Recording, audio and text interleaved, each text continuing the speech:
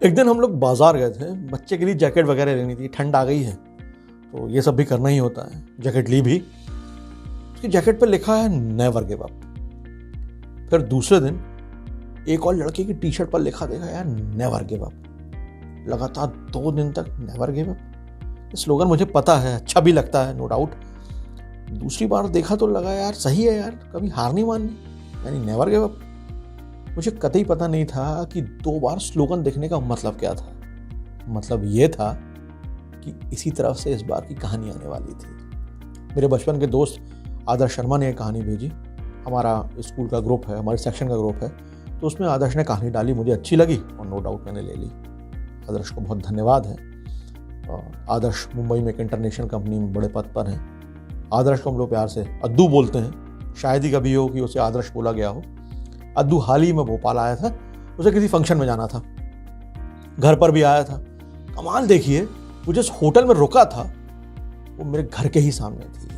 अद्दू आज भी जस के तस हैं, जैसे हम लोग 6th क्लास में थे वैसा ही है। घर पर उसी अंदाज से बात की जैसे बचपन में करते थे। और मज़ेदार तो ये रहा, मेरा बेटा जो भी 7 साल का है, भले ही हमारी बात को समझ नहीं पा रहा था, हम लोग तमाम मिमिक्री कर रहे थे, स्कूल के ज़माने की चीज़ें, और उसको भी मज़ा आ रहा था। गजब। नमस्कार दोस्तों, मैं अतुल हूँ। आज शनिवार है और अब तो लगता है कि शनिवार आता ही इसलिए है कि आपको कहानी सुनानी है। तो अद्दू भाई वाली कहानी कंटिन्यू करते हैं। कहानी का नाम है ये बांस भी कुछ सिखाता है। एक बिजनेसमैन था, उसका बिजनेस पूरी तरह से डूब गया था। बिजनेसमैन पूरी तरह नाउम्मीद, निराश हो गया था। वो अपनी जिंदगी से बुरी तरह थक चुका था। एक दिन परेशान होकर वो जंगल में गया और काफी देर अकेले बैठा रहा।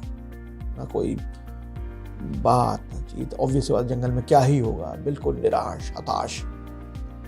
और कुछ सोचकर सिर उठाकर भगवान से बोला, मैं हार चुका हूं, मुझे कोई वजह बताइए कि मैं क्यों ना हताश हूं। मेरा सब खत्म हो चुका है, मैं क्यों ना फ्रस्ट्रेट हूं। हे ईश्वर, हो सके तो मेरी मदद कीजिए। ईश्वर ने उसकी सुन ली थी और भगवान का जवाब आता है। जंगल में घास और बांस के पेड़ को देखो, यानी घास को देखो और कहीं दिख रहा है तो तुम्हें बांस का पेड़ देखो। जब मैंने घास और इस बांस के बीज को लगाया था, मैंने इन दोनों की बहुत अच्छे से देखभाल की थी। इनको बराबर पानी दिया, बराबर रोशनी दी। घास बहुत जल्दी बड़ी होने लगी और उसने धरती को बिल्कुल एकदम हरा भरा कर दिया कुछ दिनों में। लेकिन बांस का बीज बड़ा नहीं हुआ था। लेकिन मैंने बांस के लिए हिम्मत नहीं हारी। दूसरे साल घास और घनी हो गई, उस पर घनी झाड़ियां भी आने लगी, मतलब एकदम जंगल सा बन गया घास का।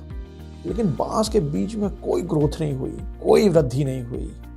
लेकिन फिर भी मैंने बांस के बीज के लिए हिम्मत नहीं हारी।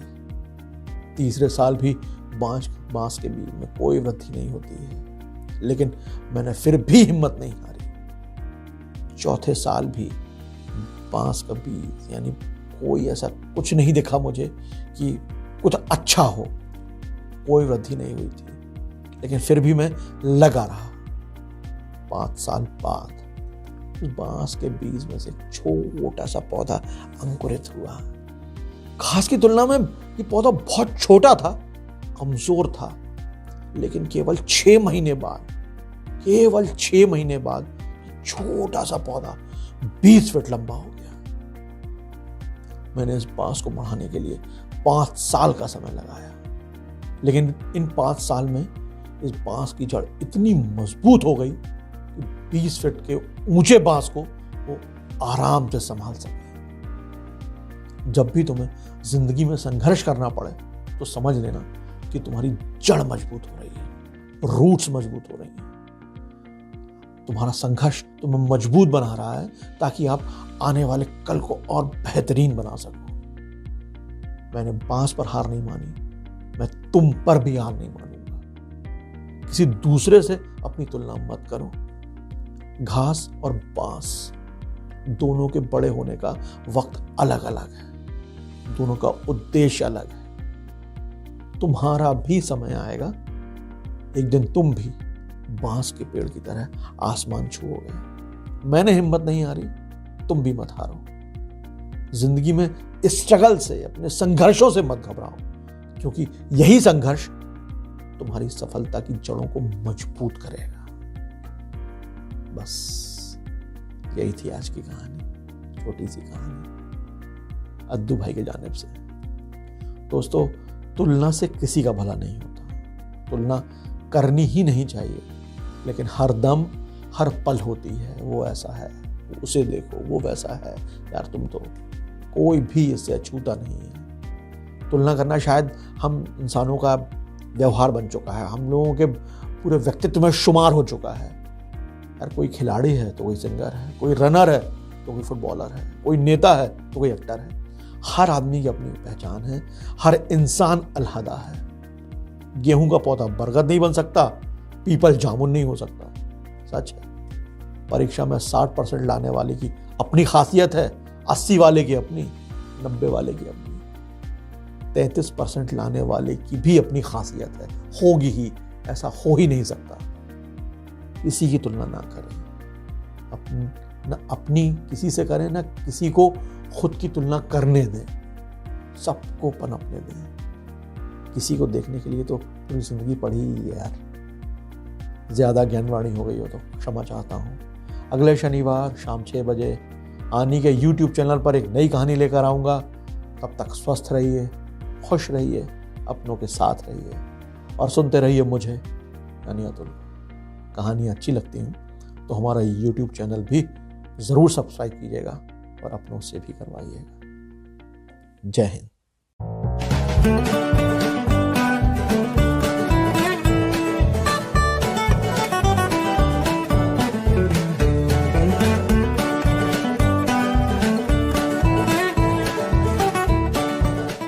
Watch Ani TV.